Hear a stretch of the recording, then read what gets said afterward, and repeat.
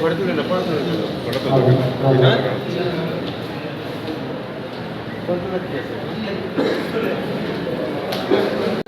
তারাও পেরেশানি হয়েছে, মানে 12টা বেজে গেছে।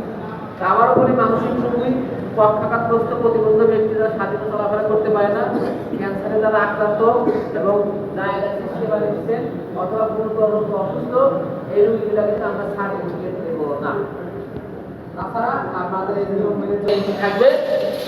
আপনারা ইনশাল্লাহ 9 তারিখ থেকে যে যার যার সুবিধা মতো ফ্লাইটে নিতে পারেন। আবারও বলবো, ওখানে গিয়ে সংযোগ থাকার চেষ্টা করুন, ইবাদতে মজদুর থাকবে।